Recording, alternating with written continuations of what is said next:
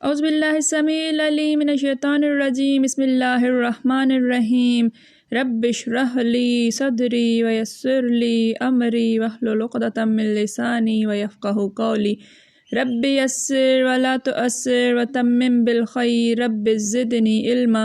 السلام علیکم ورحمۃ اللہ وبرکاتہ۔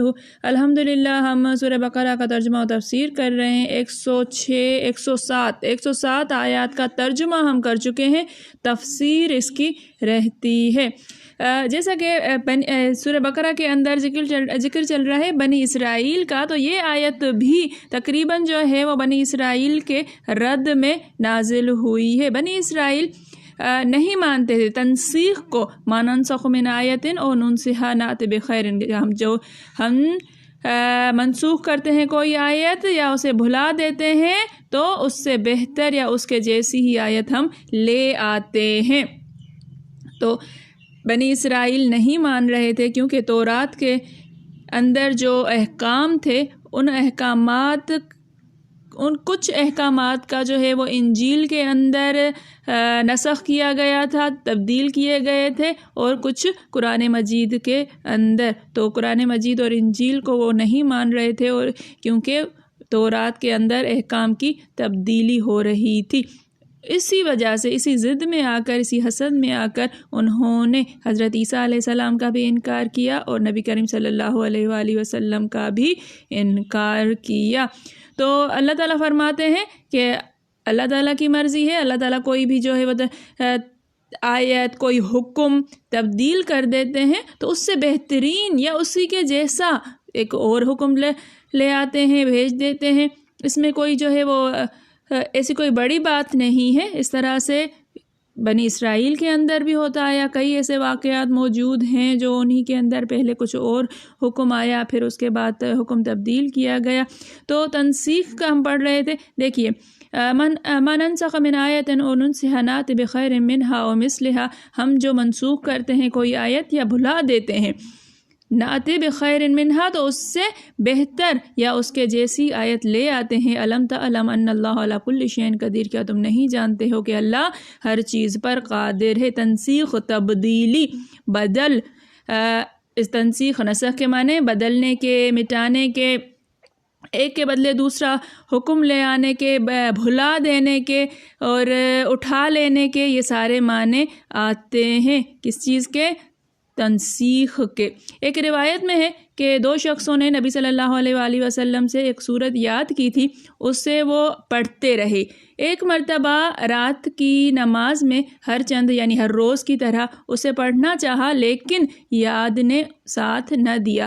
گھبرا کر خدمت نبوی میں صلی اللہ علیہ وسلم میں حاضر ہوئے اور حضور صلی اللہ علیہ وآلہ وسلم سے اس کا ذکر کیا۔ آپ نے فرمایا یہ منسوخ ہو گئی اور بھلا دی گئی، دلوں میں سے نکال لی گئی، تم غم نہ کرو، بے فکر ہو جاؤ۔ حضرت زہری یہ اس کے نون سے ہا کی جو ہے کہ کون کس طرح سے پڑھتے تھے۔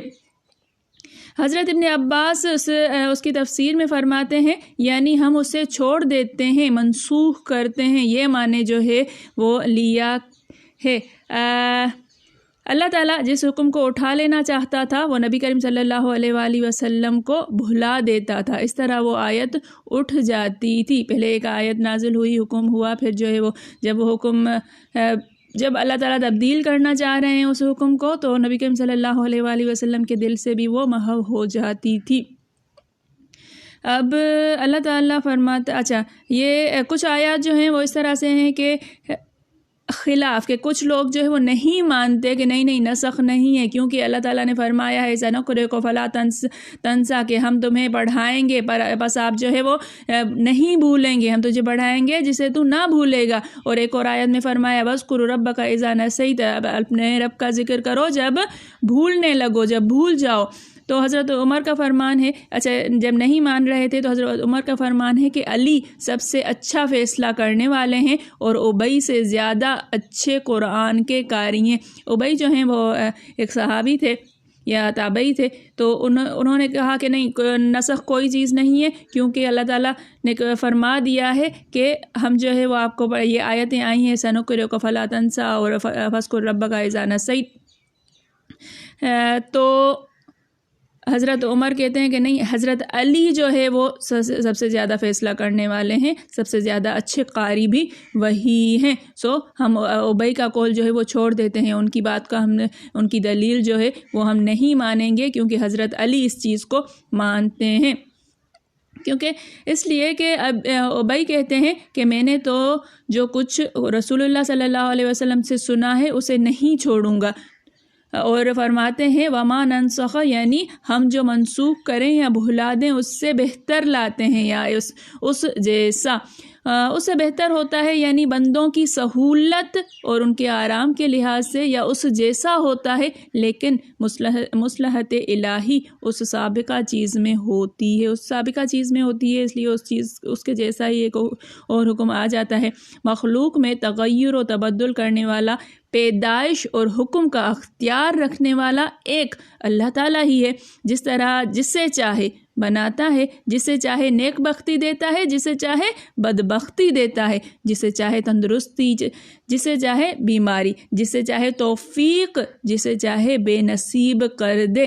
بندوں میں جو حکم چاہے جاری کرے، جسے چاہے حلال، جسے چاہے حرام فرما دے، جسے چاہے رخصت دے، جسے چاہے روک دے، وہ حاکم مطلق ہے، جیسے چاہے احکام جاری فرمائے، کوئی اس کے حکم کو رد نہیں کر سکتا، جو چاہے کرے، کوئی اس سے باز پرس نہیں کر سکتا۔ وہ بندوں کو آزماتا ہے اور دیکھتا ہے کہ وہ نبیوں اور رسولوں کو کیسے تابعدار ہیں، کسی چیز کا کسی سے باز پرس نہیں کر سکتا، وہ بندوں کو آزماتا ہے۔ اچھا، یہ دوبارہ سے آیت آ گئی ہے کہ کسی چیز کی مصلحت کی وجہ سے حکم دیا، پھر مصلحت کی وجہ سے ہی اس حکم کو ہٹا دیا۔ اب آزمائش ہوتی ہے